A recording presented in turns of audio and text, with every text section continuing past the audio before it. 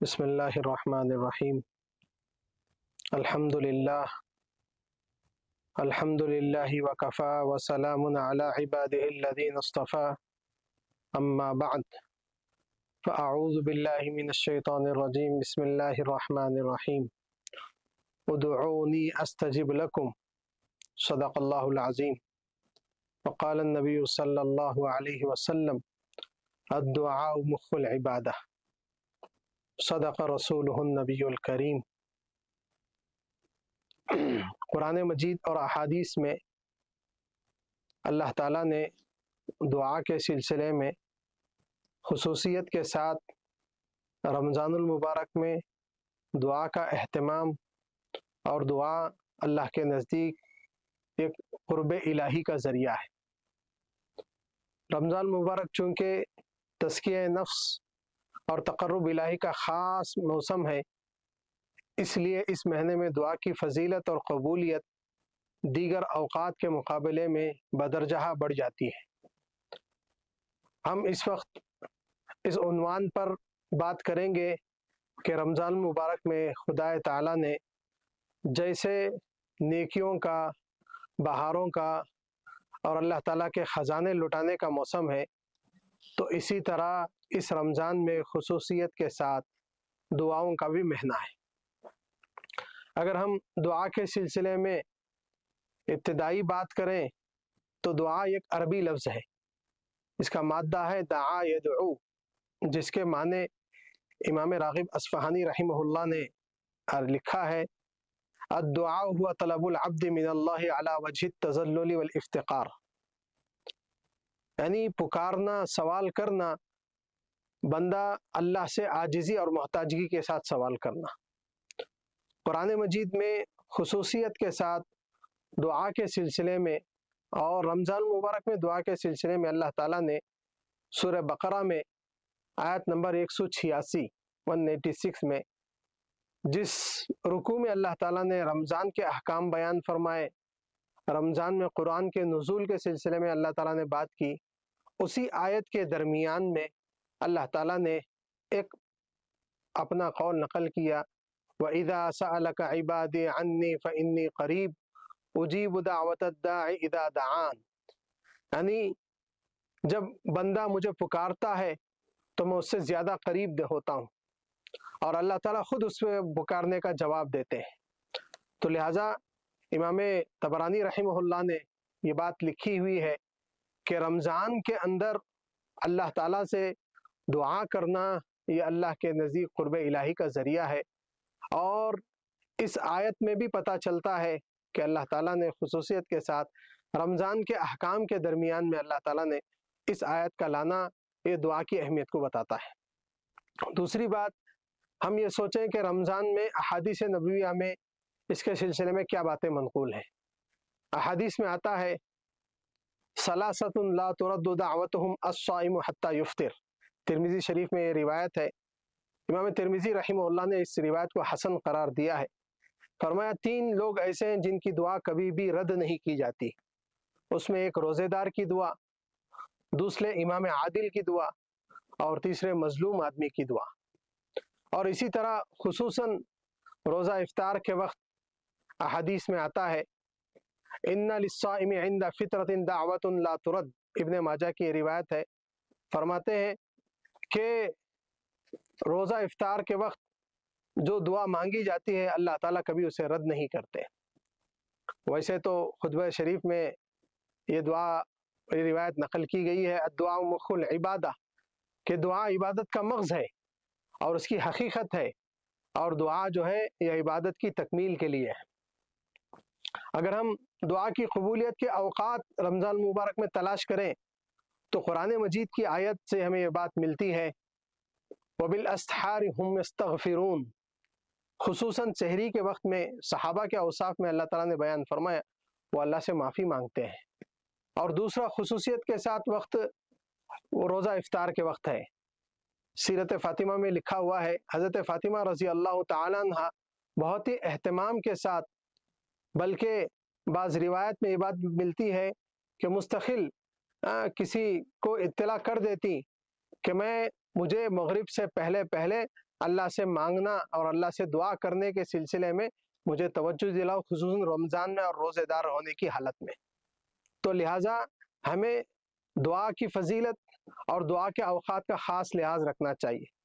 اس سلسلے میں اگر ہم صحابہ اکرام رضی اللہ عنہ مجمعین کی باتیں سنیں تو حضرت عمر رضی اللہ تعالیٰ عنہ فرماتے ہیں کہ جب کوئی آدمی دعا کرتا ہے تو ضرور قبول ہوتی ہے، وجہ اس کی یہی ہے کہ دعا کی توفیق مل جانا بھی یہ قبولیت کی علامت ہے۔ اور فرمایا دعا یہ ہمارے نماز اور ہمارے روزے،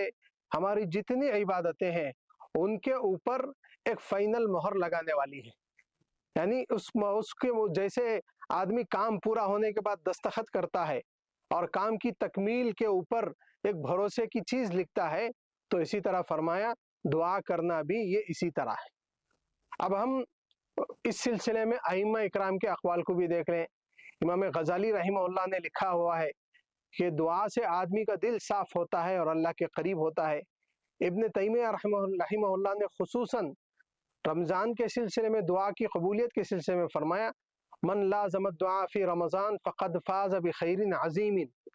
کہ جس نے رمضان میں دعا کو لازم کر لیا اس نے بہت بڑی عظیم دولت پالی۔ اب آخر میں اس کے کچھ آداب بیان کرنا چاہتا ہوں کہ دعا کے موانعات کیا کیا ہیں اور دعا کے قبولیت کے آداب کیا کیا ہیں۔ سب سے پہلے دعا کی قبولیت کے سلسلے میں مفسرین نے بات لکھی ہے کہ آدمی دعا کامل یقین کے ساتھ کرے، جتنا یقین اس کا کامل ہوگا اتنی اس کے لیے دعا کی قبولیت کے آثار اسے نظر آئیں گے۔ اس لیے فرمایا یقین کامل ہی وہ ایک دولت ہے جو انسان کو، ایمان والے کو ایمان پر قائم اور دائم رکھی ہوئی ہے۔ لہٰذا ہمیں چاہیے کہ دعا کے آداب میں سے سب سے پہلے پورے یقین کے ساتھ، پورے بھروسے کے ساتھ دعا مانگے۔ اور دوسری چیز جو محدثین نے قرآن و حدیث کی روشنی میں بتائی ہے وہ رزق حلال ہے۔ دعا کے آداب میں سے، دعا کی قبولیت کے آثار میں سے دوسرا نمبر یہ ہے کہ آدمی رزق حلال ہو، حلال کمائی ہو، اس کا کام، اس کی روزی روٹی، اس کے اعمال حلال دائرے میں رہ کر کمائے تو اس کی قبولیت ہمیشہ ہوتی ہے اور اللہ ضرور قبول کرتے ہیں۔ آج کل کے مسائل میں خصوصیت کے ساتھ قرب قیامت کے سلسلے میں علماء اکرام نے باتیں لکھی ہیں کہ رزق حلال کا مل جانا اس زمانے کی بہت بڑی عظیم دولت ہے۔ تو لہٰذا ہمیں چاہیے کہ دعا کی قبولیت کے لیے ہم اپنا کامل یقین بنائیں، اور دوسری چیز رزق حلال کی پابندی کریں کہ رزق حلال ہی وہ چیز ہے جو آپ کی دعا آسمانوں تک پہنچاتی ہے۔ تیسری چیز آداب میں محدثین نے بیان فرمایا ہے کہ دعا کے شروع میں اللہ کی تعریف اور درود پاک سے شروع کیا جائے۔ ابن کثیر رحمہ اللہ نے لکھا ہے کہ دعا کے شروع اور آخر میں اللہ کی تعریف اور اللہ کے رسول صلی اللہ علیہ وسلم پر درود شریف کا اہتمام یہ دعا کی قبولیت کو بڑھا دیتا ہے، اس کی فضیلت کو بڑھا دیتا ہے۔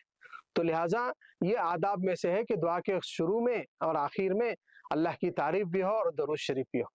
اس کے ساتھ ساتھ خصوصاً آدمی جو ہے بہت ہی گڑ گڑا کر اللہ سے مانگے، عاجزی کے ساتھ مانگے۔ آج محدثین فرماتے ہیں، علماء اکرام نے فرمایا ہے، آج لوگ دعائیں پڑھتے ہیں مانگتے نہیں ہیں۔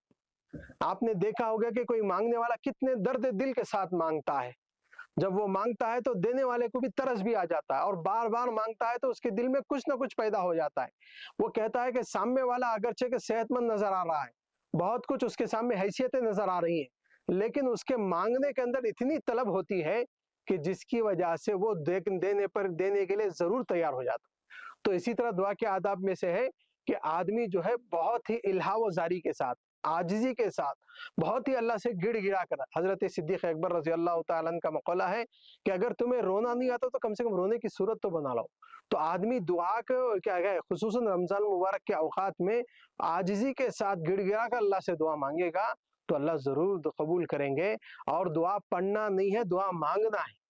آج کل رٹی رٹائی دعائیں پڑھ لیتے ہیں لوگ، اور حالانکہ ان کے اندر بھی برکت ہے، احادیث کے مبارک الفاظ ہیں، اللہ کے نبی صلی اللہ علیہ وسلم کی برکت والے الفاظ ہیں، ان سے بھی فائدہ ہوگا، لیکن دعا مانگنے کا جو حقیقی مطلب محدثین کی نظر میں اور جو قرآن و حدیث کی روشنی میں ملتا ہے کہ آدمی جو ہے بہت ہی الہا و زاری کے ساتھ، عاجزی کے ساتھ، اپنے آپ کو کمزور سمجھ کر اور اللہ کے سامنے عاجزی کے ساتھ گڑ گڑا کر مانگے گا، اللہ ضرور دے دے گا۔ اس کے کچھ موانعات بھی ہوتے ہیں دعا کے۔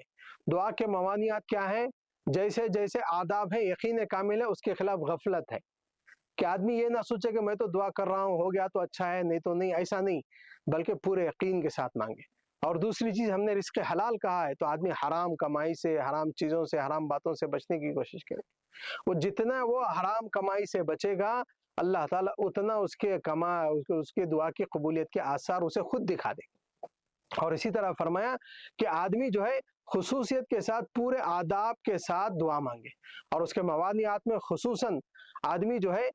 صرف یہ نہ سمجھے کہ ایسا الہا و زاری کرے جس الہا و زاری لوگوں کے درمیان میں عیب بن جائے، ایسا نہ ہو، بلکہ اللہ کے ساتھ۔ اور خصوصاً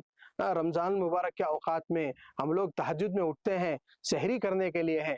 تو اللہ کے نبی علیہ الصلوۃ والسلام نے فرمایا 2 رکعت تہجد پڑھ لو، جس رات میں سارے لوگ سوئے ہوئے رہتے ہیں، اور اللہ سے عاجزی کر کے دعا مانگیں گے، اور خصوصاً سحر کے وقت استغفار کرنا، یہ صحابہ کے اوصاف میں سے اللہ تعالیٰ نے بیان فرمایا ہے۔ لہٰذا ہمیں چاہیے کہ خصوصاً رمضان مبارک میں دعاؤں کا اہتمام کرنا ہے۔ اب دعا کیا کرنا ہے؟ لوگ کہتے ہیں کہ سب سے پہلے قوم کے لیے دعا کرو، حالانکہ ہمیں حدیث میں ملتا ہے، اللہ کے نبی صلی اللہ علیہ وسلم کے معمولات ملتا ہے، پہلے اپنے لیے دعا کریں، اپنے والدین کے لیے دعا کریں، پھر اپنے اساتذہ اور پڑوس کے لیے دعا کریں، اس کے بعد ساری امت کے لیے دعا کریں۔ ان اہتمام کو لازم کر لیں۔ آخر میں حدیث میں آتا ہے کہ دعا کیا کرنا چاہیے۔ 4 چیزیں اللہ کے نبی علیہ الصلوۃ والسلام نے رمضان میں خصوصیت کے ساتھ کرنے کے بارے میں ارشاد فرمایا۔ نمبر 1 کہ ہم کثرت سے لا الہ الا اللہ پڑھیں۔ نمبر 2 کثرت سے اللہ سے معافی مانگے، استغفر اللہ پڑھیں۔ نمبر 3 کثرت سے اللہ سے جنت کی طلب کی دعا کریں۔ نمبر 4 اور اللہ سے جہنم سے پناہ مانگنے کی دعا کریں۔ اسی سلسلے میں حضرت شیخ زکریہ رحمۃ اللہ علیہ نے اپنی کتاب میں اس کو محدثین نے نقل فرمایا ہے کہ ان 4 چیزوں کو ایک جملے میں اگر آدمی پڑھ لے گا، لا الہ الا اللہ، استغفر اللہ، اسألک الجنہ واعوذ بک من النار، یہ 4 چیزیں جمع ہو جائیں گی۔ جو آدمی اس ذکر کو کثرت سے کرتا رہے گا، اس کے اندر اللہ کی تعریف بھی ہے، اللہ سے مانگنے کا طریقہ بھی ہے، اور جنت کی طلب بھی ہے، اور جہنم سے حفاظت بھی ہے۔ لہٰذا ہم تمام امت مسلمہ کو اس پلیٹ فارم کے ذریعے سے دعوت دیتے ہیں کہ خصوصاً اس وقت جو ہمارے موجودہ حالات ہیں، ان میں اپنے لیے اور ساری امت کے لیے، اور خصوصاً ہمارے ملک کے اندر امن و امان کے لیے اور عافیت کے لیے، سب لوگوں کے لیے سکون کے لیے دعا کریں کہ ہر آدمی اپنے اپنے مذہب پر سکون و عافیت کے ساتھ عمل کرنے والا بن جائے، اور اللہ کو راضی کرنے والا بن جائے، اور اللہ کو خوش کر کے یہ رمضان ہمارے لیے اور ساری امت کے لیے مغفرت کا ذریعہ بن جائے۔ اس کا اہتمام کریں گے تو انشاءاللہ اللہ کی ذات سے ضرور امید ہے کہ اللہ ضرور دعائیں قبول کریں گے، اور دعا قبول کر کے اس کا ضرور کچھ نہ کچھ اثر آئے گا۔ آخر میں اپنی بات ختم کرنے سے پہلے، جیسا حدیث میں آتا ہے کہ اللہ ضرور دعا قبول کرتے ہیں، یا تو وہی دعا دے دیتے ہیں، یا تو اللہ تعالیٰ اس دعا کے بدل میں کوئی اور اچھی نعمت یا کوئی اور مصیبت اس سے ٹال دیتے ہیں، یا تیسری چیز اس دعا کو ذخیرہ آخرت بنا کر قیامت کے دن جب اعمال نامہ تولنے کا موقع آئے گا تو اللہ تعالیٰ ان دعاؤں کو رکھ کر اللہ تعالیٰ اسے وزن بنائیں گے تو آدمی خوش ہو جائے گا۔ لہٰذا ہم تمام امت مسلمہ کو دعوت دیتے ہیں کہ خصوصاً دعاؤں کا اہتمام کریں، اور یہ نہ سوچے کہ کوئی عبادت ہی کے بعد دعا کرنا ہے۔ دعا تو کبھی بھی کی جا سکتی ہے، لیکن خصوصاً رمضان میں سحری کے اوقات میں اور افطاری کے وقت سے پہلے خصوصاً دعاؤں کا اہتمام کریں گے تو اللہ تعالیٰ سے امید ہے کہ اللہ تعالیٰ ہمارے اور دینی دنیاوی حالات کو امن سے بدل دیں گے، اور اللہ تعالیٰ ایسی زندگی گزارنے کی توفیق دیں گے جیسی زندگی صحابہ مدینے میں گزارتے تھے۔ اللہ سے دعا ہے کہ اللہ تعالیٰ ہم لوگوں کو اللہ سے مانگنے کا طریقہ آ جائے، اور خصوصاً یہ رمضان ساری دنیا کے لیے، خصوصاً ہمارے ملک کے اندر امن و امان کا ذریعہ بن جائے، اور دعاؤں کی قبولیت فرما کر اللہ تعالیٰ ہمیں دنیا اور آخرت کی سعادتوں سے بہرور فرمائے۔ آمین۔ السلام علیکم ورحمۃ اللہ وبرکاتہ۔